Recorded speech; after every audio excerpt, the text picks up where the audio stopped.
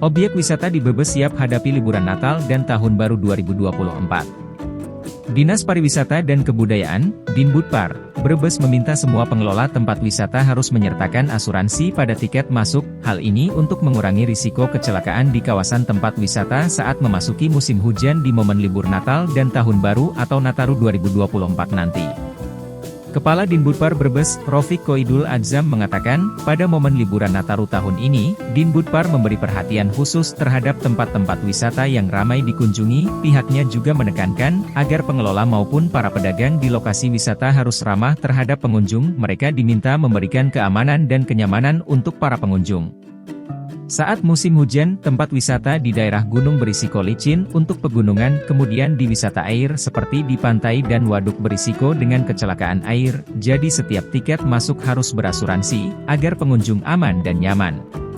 Pihaknya segera berkoordinasi dengan berbagai pihak dalam pengamanan libur Nataru di tempat wisata. Pihaknya akan melibatkan kepolisian, tenaga kesehatan, relawan, hingga PMI dan tim SAR dalam untuk keamanan pengunjung. Mereka akan bertugas di titik-titik tempat wisata yang rawan kecelakaan. Rofik menuturkan, di Kabupaten Brebes ada sekitar 52 daerah tujuan wisata, DTW. Untuk DTW unggulan di antaranya, di wilayah pesisir ada Pantai Randu Sanga Indah, Parin, Pulau Cemara, dan hutan mangrove Pandansari. Sedangkan untuk wilayah tengah, ada Rest Area Heritage Banjaratma, Waduk Malahayu, dan Taman Besaran Jatibatang. Selanjutnya di wilayah selatan atau pegunungan ada Tuksirah Pemali dan agrowisata Kebun Teh Kaligua. Nah, kalau memang kecuali ini kondisi memang tidak bisa diduga seperti hujan yang sedang terus-menerus ini kadang-kadang jadi harapan kita jadi hampa. Mestinya panen teman-teman di luar ekspektasi ya itu resiko kita namanya di wisata, yaitu kalau ada hal seperti ini ya kita tidak bisa melawan, kan itu kan takdir alam. Prinsip kita sudah mempersiapkan Mas dengan teman-teman, insya Allah esoknya juga akan berjalan dan berkoordinasi dengan pihak-pihak terkait. Pariwisata tidak akan bisa berdiri sendiri ya.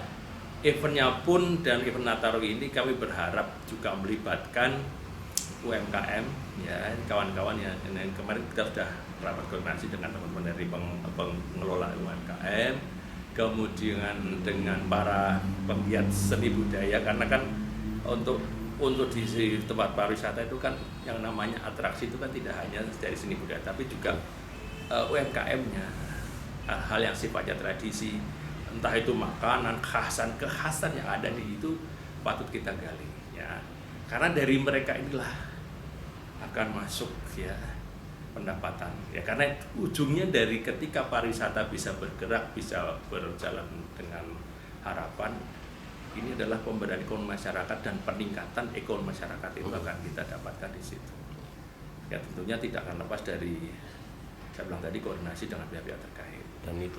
Oke, kemudian dengan para Pok Darwis juga tentunya sudah kita sampaikan, karena sebagian objek wisata kita kan dikelola oleh Pok Darwis dan desa. Nah ini tentunya dengan pihak Pemdes pun kita akan kerjasama. Itu antara lain yang kita siapkan, mudah-mudahan sih tidak terjadi apapun ya, kita selamat sampai selesainya event atau libur Natal Tahun Baru. Itu tiket diasuransikan Pak? Ya, semua tiket harus berasuransi.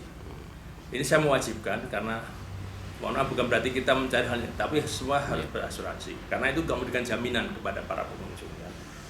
Ya, apapun itulah kita sudah berikan jaminan keselamatan, kenyamanan. Prinsipnya pengelola wisata itu hospitality ya.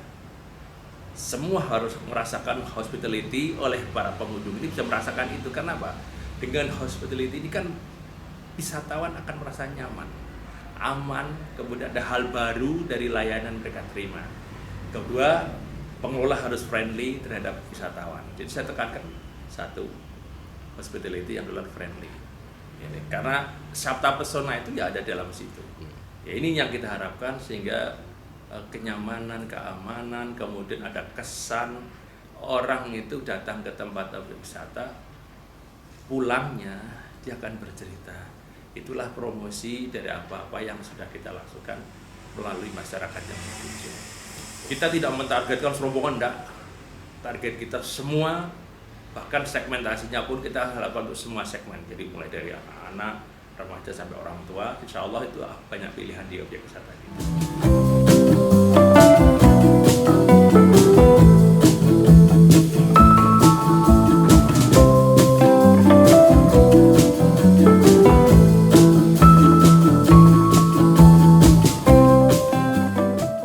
Hampir semua objek wisata di Kabupaten Brebes dikelola oleh Pokdarwis atau pemerintah desa di Brebes komplit. Ada tempat wisata untuk semua segmen baik anak-anak maupun orang tua. Dalam momen libur Nataru ini, objek wisata tetap memberikan keamanan dan kenyamanan untuk pengunjung.